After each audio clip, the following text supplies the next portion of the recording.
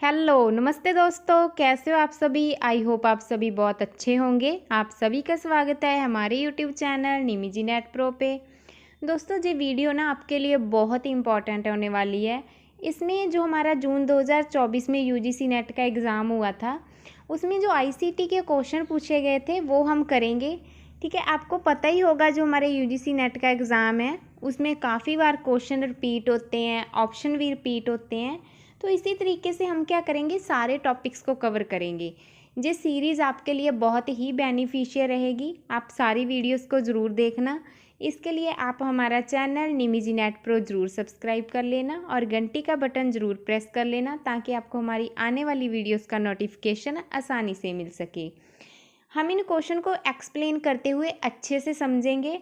चलिए करते हैं स्टार्ट। ठीक है, पहला क्वेश्चन देखते हैं। दोस्तों एनटीए यूजीसी नेट एग्ज़ाम दिसंबर 2024 को देखते हुए हमने आप सभी के लिए एक स्पेशल टारगेट बैच लॉन्च किया है, complete study for paper first. इस कोर्स में आपको क्या क्या मिलेगा। नंबर 1 पे ऑल 10 यूनिट्स स्टडी नोट्स जो कि हिंदी इंग्लिश में रहेंगे। नंबर 2 पे all 10 units recorded video lectures मिलेंगे। नंबर 3 पे 2012 से जून 2024 तक प्रीवियस ईयर क्वेश्चन पेपर रहेंगे। नंबर 4 पे 2012 से 2023 तक यूनिट वाइज क्वेश्चन मिलेंगे। नंबर 5 पे 2012 से 2023 तक टॉपिक वाइज क्वेश्चन मिलेंगे। इसके अलावा आपको 5 फ्री बोनस भी दिए जाएंगे, वो आप जहां से रीड भी कर सकते हो। और इसके भी अलावा आपको सुपर 5 बोनस भी मिलेंगे। फुल इन्फॉर्मेशन आप जहां से रीड भी कर सकते हो। इसके लिए आप हमारा ऐप निमिजी नेट इंस्टॉल कर सकते हो। फुल डिटेल और अगर आपको कोई भी प्रॉब्लम आ रही है तो आप हमसे व्हाट्सएप पे भी कांटेक्ट कर सकते हो। वीडियो डिस्क्रिप्शन बॉक्स में ऐप का लिंक दिया हुआ है, व्हाट्सएप कॉन्टैक्ट नंबर भी दिया हुआ है। अगर आपको पेपर फर्स्ट के रिलेटेड कोई भी हेल्प चाहिए तो भी आप हमसे बात कर सकते हो। थैंक यू दोस्तों। Identify the correct order of the following list of computer components ranked from slow to fast access time। देखिए अधिगम समय के संदर्भ में हमें क्या करना है, सबसे धीमे से सबसे तीव्र के रूप में श्रेणीबद्ध करना है। ठीक है, सबसे पहले सबसे स्लो कौन सी है, फिर उससे फास्ट, फिर उससे फास्ट और फिर उससे फास्ट, ये हमने श्रेणीबद्ध करना है। ऑप्शन देखिए हमें दिए हुए हैं सीपीयू कैश, रैम, एसएसडी या फिर ऑप्टिकल ड्राइव। हम इन ऑप्शंस को अच्छे से समझने की कोशिश करेंगे, देन हम देखेंगे कि हमारा आंसर क्या आ रहा है। देखिए सबसे पहले सीपीयू कैश हमें दिया हुआ है। ये बहुत ही तेज़ मेमोरी होती है, मतलब कि सबसे तेज़ मेमोरी है जो सीपीयू कैश मेमोरी ही होती है, सीपीयू के जे अंदर होती है। ठीक है, इसमें जो डेटा एक्सेस टाइम है ना वो सबसे कम होता है, मतलब इसको बहुत ही फास्ट एक्सेस किया जाता है इसमें। तो इस तरीके से देखिए ये तो सबसे फास्ट है और हमने क्या देखना है, सबसे धीमे से सबसे तीव्र। लास्ट में आएगा ये सीपीयू कैश। ठीक है, उसके बाद है रैम। रैम क्या होती है, रैम कंप्यूटर की मुख्य मेमोरी होती है। ये जो सीपीयू होता है ना, सीपीयू से थोड़ी सी धीमी होती है।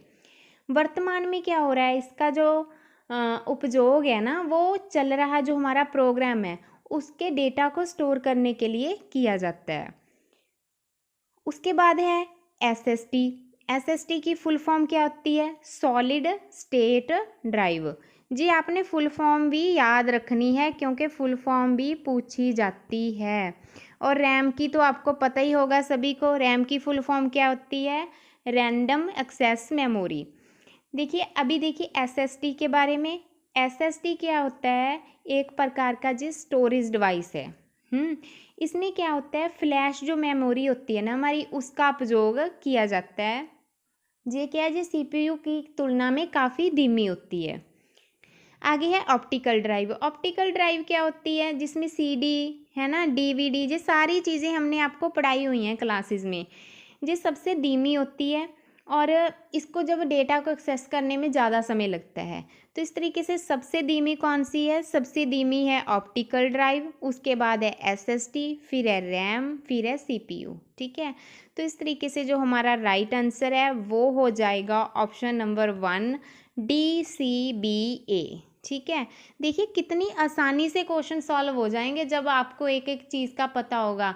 जैसे हमें पता था सीपीयू सबसे लास्ट है तो हम पहले ही पकड़ सकते थे ना जहाँ से, जहाँ से लास्ट में सबसे पहले ही ए है, तो जहाँ से ही क्वेश्चन पकड़ा जा रहा था। ये क्वेश्चन 18 जून 2024 को आया था। नेक्स्ट क्वेश्चन देखते हैं। A device use to convert a computers digital signal to an analog signal for communication is called as.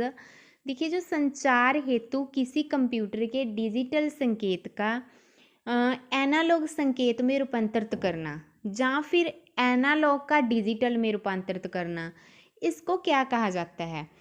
इन्होंने हमें ऑप्शन दिए हैं bridge, modem, switch, network interface card. Network interface card को NIC भी कहा जाता है। जे क्या है? जे एक हार्डवेयर का घटक होता है, ठीक है, जो कंप्यूटर को नेटवर्क से जोड़ता है और नेटवर्क पे डेटा भेजने और डेटा को प्राप्त करने के लिए ज़रूरी होता है।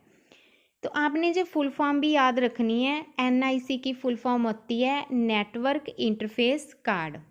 अभी हम इनको ऑप्शंस को अच्छे से एक्सप्लेन करके समझने की कोशिश करते हैं कि राइट आंसर कौन सा आएगा।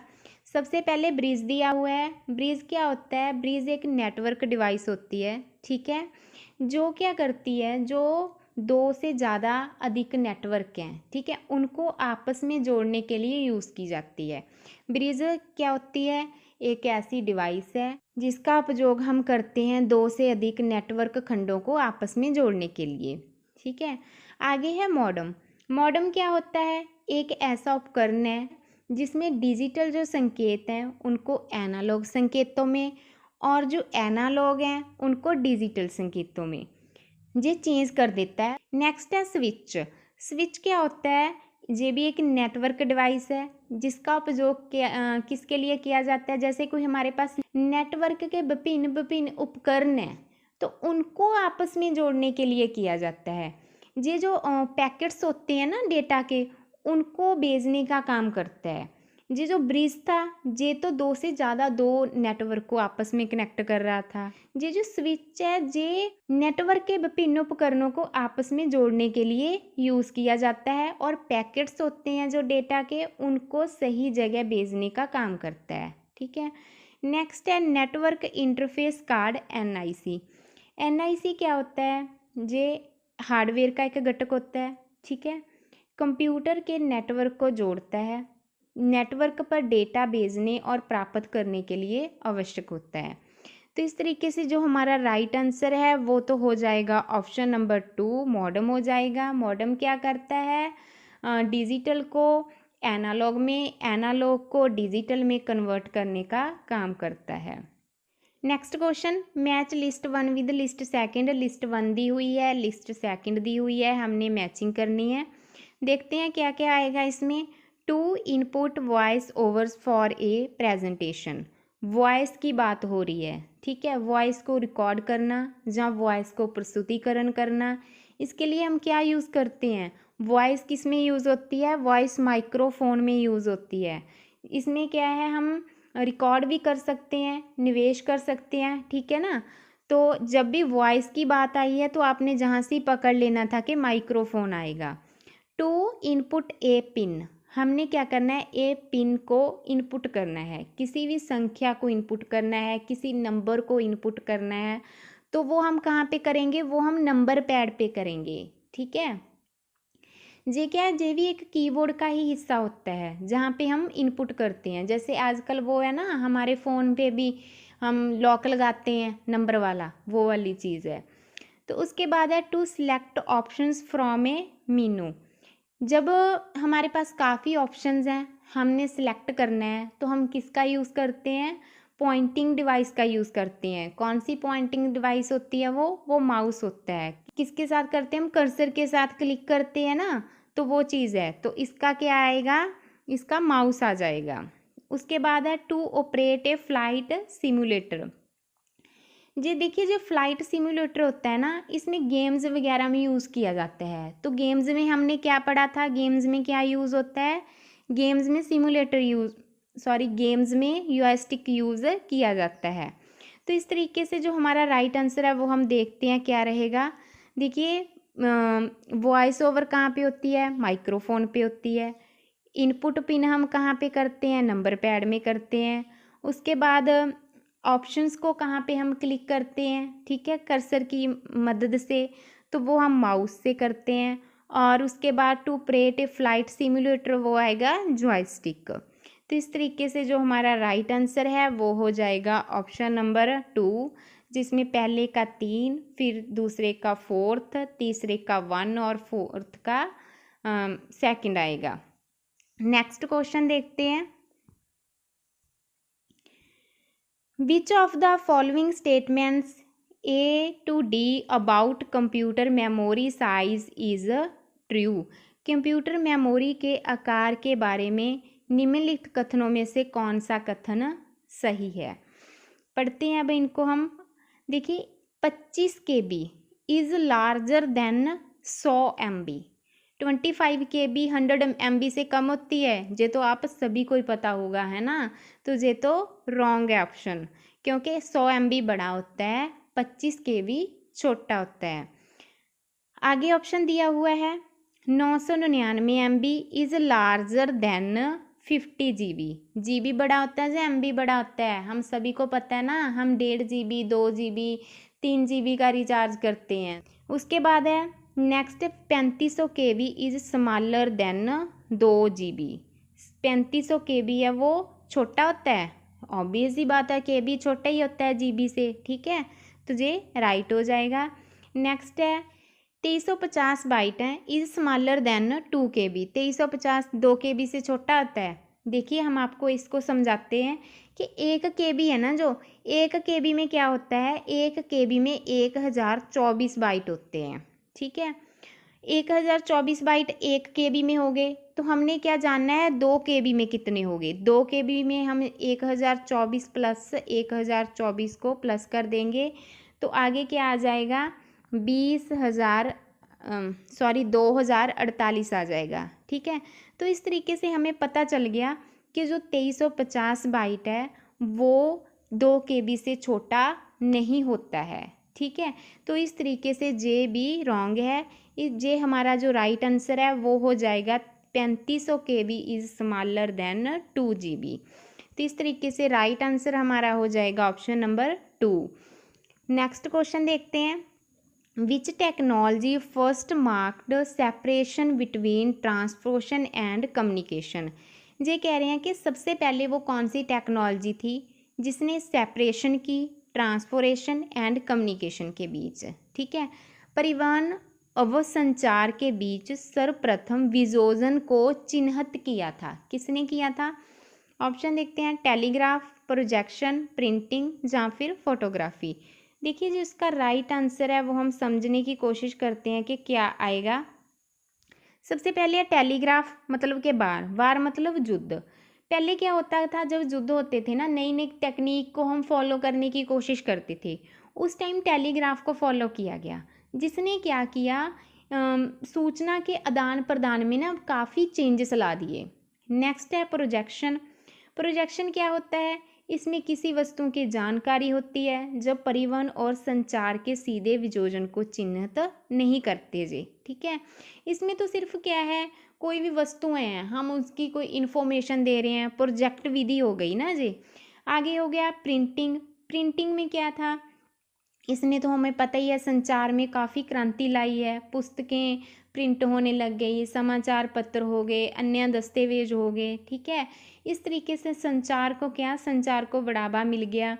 लेकिन जे भी इसमें रोल अदा नहीं कर रहा, परिवहन और संचार के बीच वियोजन को चिन्हित नहीं कर रहा।